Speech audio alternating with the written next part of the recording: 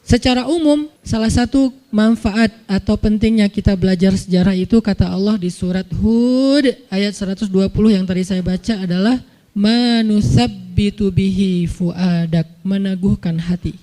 Kalau bahasa saya kemarin, mempertajam nalar.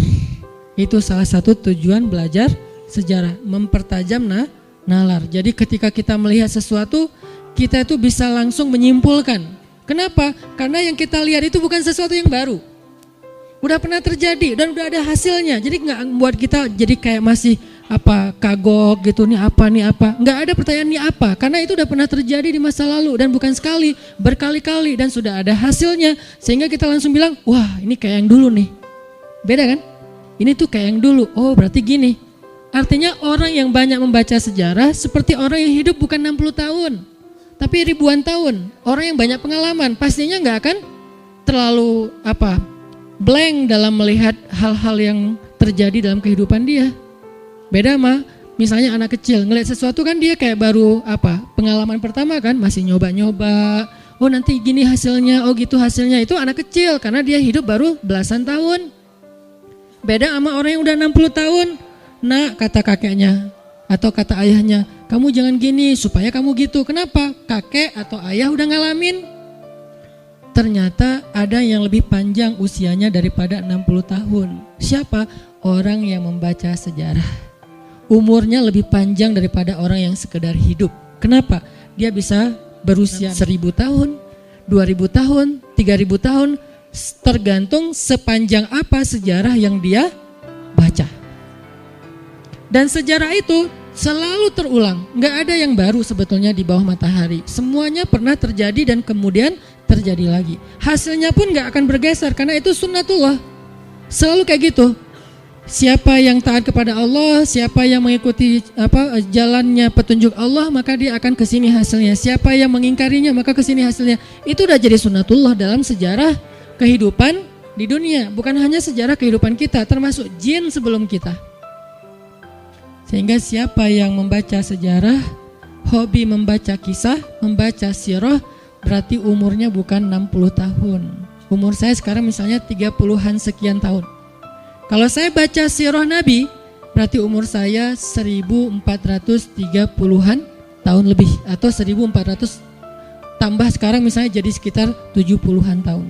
Itu usianya. Kenapa? Saya baca sirah Nabi, saya baca sirah sahabat, saya baca sirah Bani Umayyah, saya baca sirah Bani Abbasiyah, saya baca sejarah Bani Utsmani, saya baca sejarah Bani Fatimiyah, saya baca tentang perjalanan kaum muslimin di Eropa misalnya, dan segala macam. Makin banyak baca sejarah Islam yang tua banget, yang udah 1400 tahun itu, berarti semakin panjang usia kita. Seperti orang yang sudah hidup ribuan tahun, artinya dia punya pengalaman yang banyak. Pengalaman itu membentuk pola pikir. Pola pikir itu menjadi guidance dia dalam mengambil sikap terhadap kejadian-kejadian dalam kehidupan dia. Itu pentingnya sejarah. Sehingga kalau ada orang yang masih bingung, kenapa ya? Pertanyaan itu berarti pertanyaan yang jarang baca sejarah. Kenapa ya umat Islam kayak gini?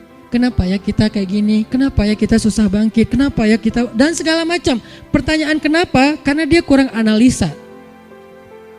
Memang kita tetap butuh menganalisa realitas yang membaru. Tetapi semua itu tidak akan lepas dari pola kejadian sejarah. Hanya dia secara detailnya ada hal-hal yang memang baru. Tapi secara garis besarnya itu tuh pernah terjadi.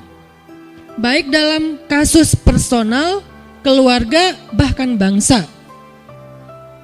Dalam kasus personal, kasus pribadi kita, atau dalam kasus keluarga kita, atau dalam kasus bangsa kita, adegan kolosal bangsa kita, itu tuh pernah terjadi. Sehingga ketika terjadi lagi, orang yang hidup dalam sejarah, dia gak akan heran.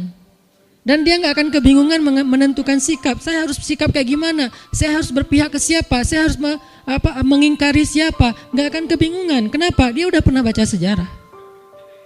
Tapi orang yang kehilangan akar sejarah, kata banyak pembicara ya, maka dia kehilangan referensi bersikap. Bahayanya orang yang kehilangan akses sejarah, maka dia kehilangan referensi bersikap. Sehingga dia nggak tahu lagi apa yang membuat dia harusnya pride, yang membuat dia bangga, kemudian pede, kemudian visioner, karena dia nggak punya lagi referensi tentang itu di dalam kehidupannya. Nggak ada referensi, nggak ada sejarah.